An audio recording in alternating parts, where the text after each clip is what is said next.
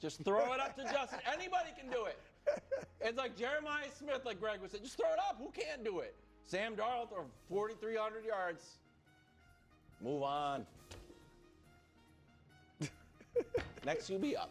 All of a sudden, 4th place. I might have picked the Vikings to finish in 4th place, even if they had run it back with Sam Darnold. It is more about. Yeah, it's okay. Don't worry about it. I was going to let you cook there, buddy. It's more about the overall quality, in my opinion, of the division. It's about that last year, while special didn't necessarily feel sustainable, and I do personally, I support almost across the board trying to take a big swing on a young quarterback if you think you're capped. Yeah. But I also think typically that involves growing pains and a bit of a step back, particularly a quarterback as young as JJ was, as inexperienced, if you will, coming out of college as far as lack of attempts, and then who missed all of last year. So I don't think it's necessarily the wrong move, but I think this year they take a step back. Here's where I think people will be surprised. Coming in 3rd and missing the postseason, the Green Bay Packers. Oof. So I knew it was a J. Greg is bothered by it. What? Listen, I like the receiver they got in Matthew Golden. I think they might finally have a #1 receiver.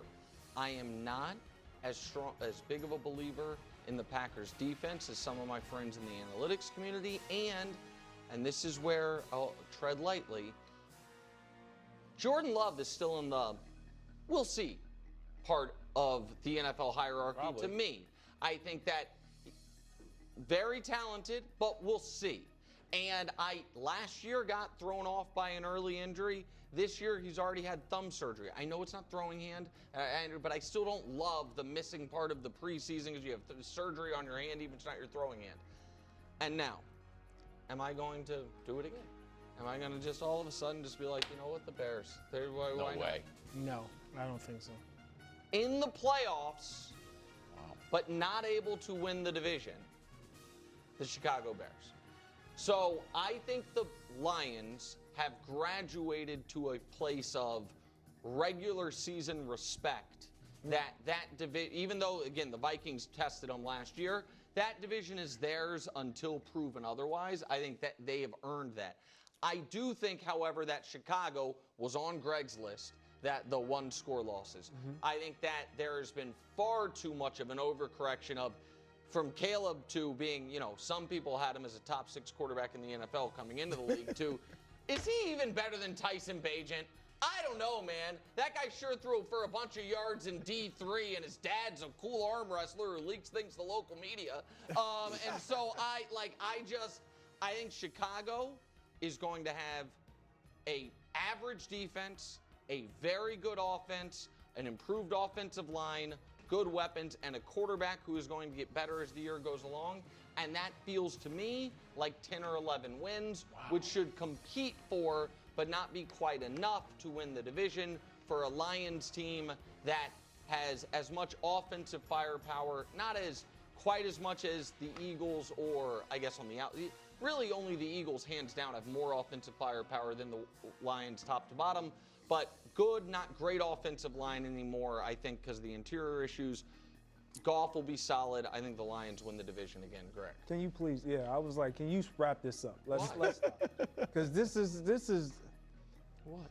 You did this last year. What did I do? You did this last year with the Packers.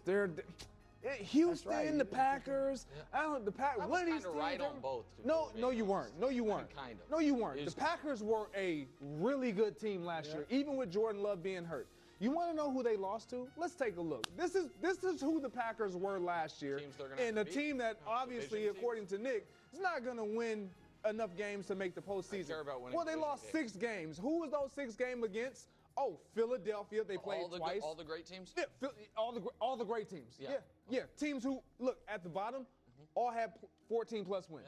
It's kind of tough. It's kind of tough. I mean, against the other teams that they played, You see what it is, 11-1. Where's your tomato cans, bro? When we need them. This is a team that had a quarterback that had the injury early in the season and then played through that the remainder of the season. You go and get him another receiver who you feel like is going to be our top receiver. Their defense is good. I know you're skeptical on their defense. Their defense, they run the ball really well. I like that. What? Can I be clear? I didn't say the Packers stink. No, yeah, you did. No, yes, you did. In the playoffs. Hold on. Not making the playoffs. They were third in their division last year. I'm not saying they stink. I say it again, Kato. 11-6. Yeah, correct. And I don't think they're going to go 11-6. But I'm not. Third place does not mean you're a bad team. It'd be 9-8. Can I? It'd be 9-8. You don't think 9-8? 9-8's not outrageous. But you said Jordan Love, like, No, right?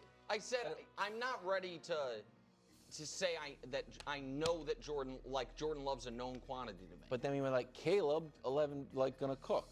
Well, again, I've seen Jordan Love have more success. Yes, I have more of a intrinsic belief in Caleb than I do Jordan Love, and that's again not based on their NFL careers, obviously. Clearly. But I also think that this year, unlike last year, from a schematics and offensive game plan standpoint, that'll be a fair fight between the two teams. Last year did not feel like one. Like I don't think saying the Packers are going to go 9-8 is like a super hot take.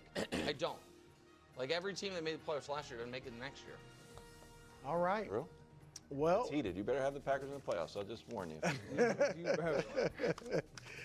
The one Nick got right, and I think this is a good team, but somebody has to finish last in what is a monster division, and that will be the Minnesota Vikings. I'm sorry, Wilds. I know. Well, you should be happy. Now, Sam Darnold. Yeah, exactly. It just helps him. But look, I think J.J. McCarthy can have a nice career. But like Nick said, we didn't see him throw it a lot at Michigan. And for him to step in with a team that won 14 games last year, I just think there's a lot of pressure on him. And he's going to have some growing pains. So I got Minnesota. And look, I kind of hate to do it with Kevin O'Connell and Brian Flores. But a couple years ago, they were 7-10 too. I mean, I know Kirk Cousins got hurt, but they were only 4-4 with Cousins. So it can happen. I think they're the worst team in a very tough division. At number 3, now before you put it up, I needed a worst to first. All right, and my worst to first is San Francisco, right, in the NFC West. But I still needed a few little things, surprises. Yeah. Teams are going to come out of nowhere. And so while I am not as high on them as Nick Wright, I do have Caleb and Ben Johnson and the Chicago Bears making the playoffs as the third best team in the division. How about that? Caleb had some,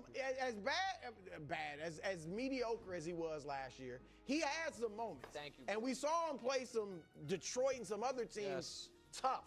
So I think with Ben Johnson, I think he's still going to have some growing pains, but I think they can be. I was torn between them and the Rams for that playoff spot, and I said, let me go with a team that kind of will come out of nowhere, so to speak. So at second, and this is a legit Super Bowl contender. Legit. I might even pick them to win the NFC, but I'm not picking them to win the division, and that is the Detroit. Wow. Second. Now, and here's why. Like I said, still legit Super Bowl contender. And I know you got the 1-2 seed, all that, but I don't necessarily buy that you have to have a 1 or 2 seed to get to the Super Bowl. But their schedule is a monster. The division already is going to be tough. Then they got outside the division, Baltimore, Kansas City, Cincinnati, Tampa Bay, Washington, Philadelphia, and the Rams. I mean, that's tough. That's not even counting, or I can't even read this one. But there's another tough team on there, too, that's pretty good out of the division. So they got a tough schedule, and I think they'll win 11 games, 12 games. And like I said, I might even pick them to get to the Super Bowl, but not to win it. That means, of course, Wilds is Jay Yes. Jay Yes for J-Lo, Jordan Love. I'm with Greg. Like last year, I think the injuries bothered him throughout the season, and they still won 11 games. They didn't have a number one receiver. I think Matthew Golden is that. Yeah. We'll see if he's that as a rookie. Yep. But I think he is a future, maybe present number one receiver. And that means Jaden Reed, all these other guys, those are good, like, that's a good group of number two receivers. Obviously, you got Josh Jacobs. The defense, as you said, the secondary, I think, is a bit of a question mark. But that defense was the sixth best scoring defense in the league last year. And they're young. I mean, they've been young for the last few years. Now I think those guys will start to kind of fill out, so to speak, and be what they are. And so, yeah, I got the Packers winning the division. Yeah, and I'm with you. I think those three teams, or three teams, I should say, definitely have a chance to make the playoffs from this division. But I'm going to talk about the Vikings. Wow. So do you have that order? You got the Vikings as the worst team in the division? He doesn't want to. I can't do it.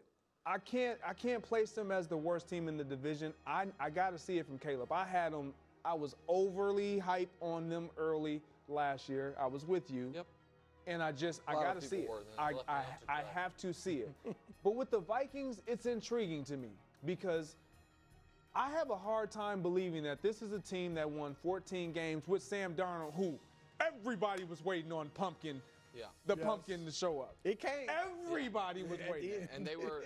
It came in the last two games. And it did. The regular season, it never happened. Wow. And to your point, Kevin O'Connell, he's a genius. He knows what he's doing. But just like the Cincinnati Bengals, when they went to a fight, they didn't have their defense show up. You want to know who showed up for them? Their defense. That part's true. So regardless of what the offense looked like, because J.J. McCarthy may or may not be blazing out of the gates, the defense is going to show up because this is what they do. Their defense, if we look at the numbers, points per game, fifth. Opponents rush yards, you're not going to run on us. Third down, we're going to get off the field. Like, we're going to take the ball away. Here, JJ, get another chance. Do this again. I get a little nervous about takeaways.